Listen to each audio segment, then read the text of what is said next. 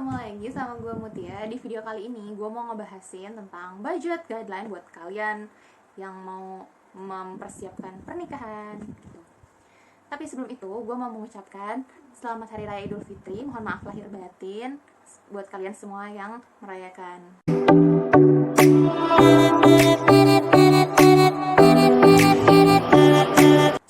Oke, di video kali ini gue mau nge-share ke kalian guideline buat budgeting wedding.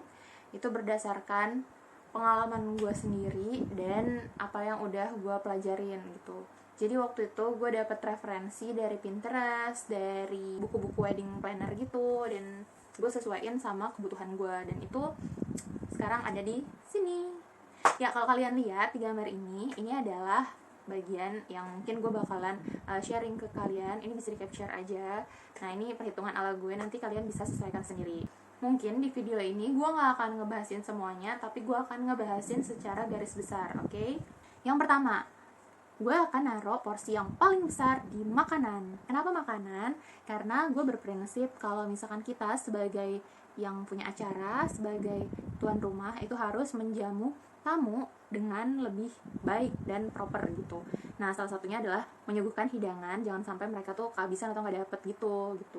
Jadi gue waktu itu gue minta sama vendor gue untuk pokoknya banyakin di makanan gitu. Jadi kan biasanya orang kayak 2 kali lipat gitu. Nah, gue nambahin lagi itu biar nggak kejadian kalau misalkan nggak kedapetan gitu.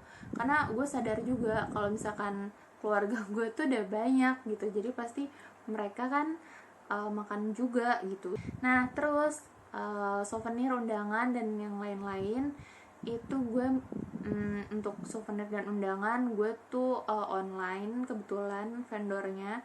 Terus undangan itu kenapa gue cetak akhirnya, kenapa nggak digital aja, karena gue ngerasa gini, walaupun ada yang digital tapi pasti perlu juga yang cetaknya gitu untuk orang-orang tertentu, kayak misalkan orang tetua-tetua atau partnernya keluarga kita gitu, kolega-kolega, itu pasti butuh kayak undangan fisik gitu sih.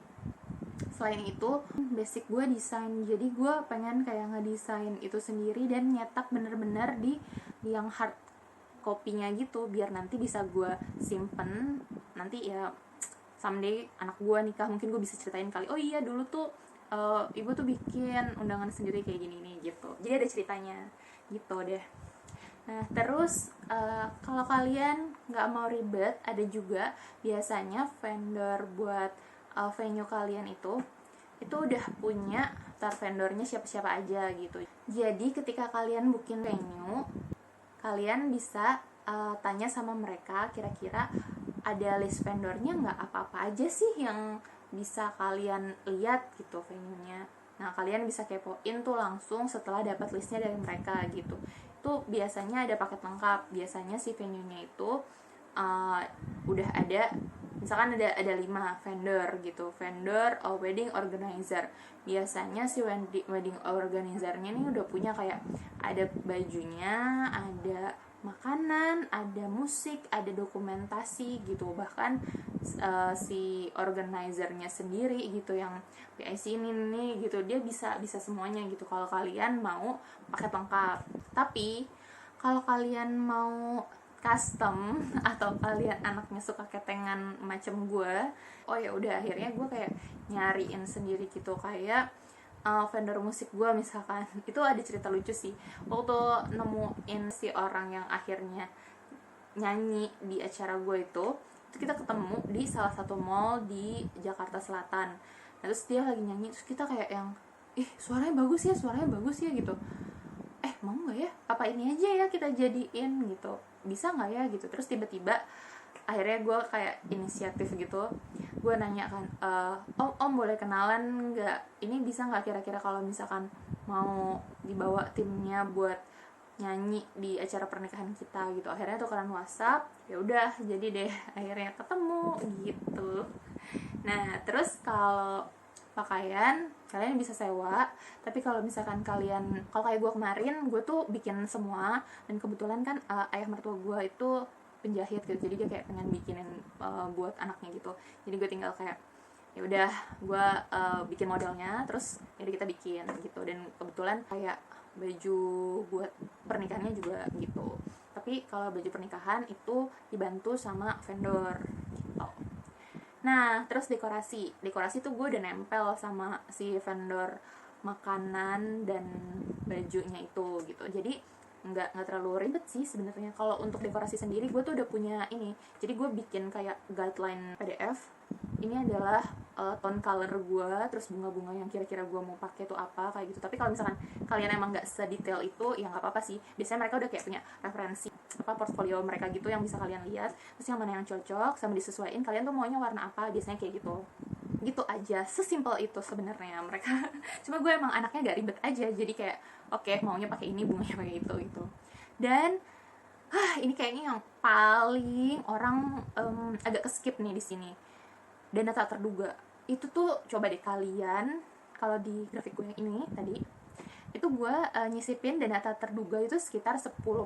Jadi sebenarnya nggak tahu sih ya, di buku-buku gitu idealnya sih 10-20% itu jadi dana tak terduga gitu. Biasanya ada aja gitu yang akhirnya over budget gara-gara itu. Nah, buat nge-cover ini sih kalau bisa kalian persiapin dulu gitu buat jaga-jaga, jangan sampai kayak oh ternyata ada kurang di sini-sini tapi ternyata dananya udah nggak ada, kayak gitu deh. Nah, dana tak terduga ini buat apa sih?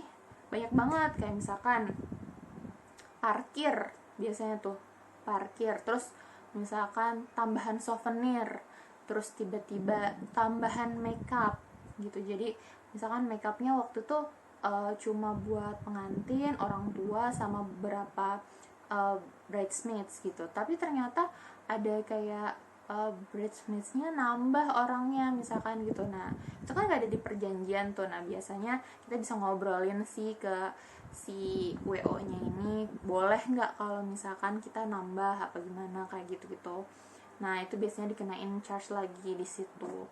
Terus tukang bebersih tuh untuk sampah dan lain-lain, biasanya tuh ada aja uang rokok atau apa gitulah ya, kira-kira kayak gitu. Pokoknya kalian siapin aja, karena yang tak terduga tuh emang ya seperti namanya, emang nggak terduga gitu aja deh.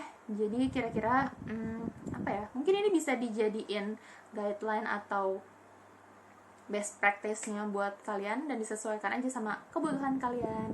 Dan ini bulan Syawal, katanya kalau bulan Syawal itu baik untuk melaksanakan pernikahan. Siapa tahu kalian bisa menikah di bulan ini. Semangat, amin. Sampai jumpa di video selanjutnya. Dadah.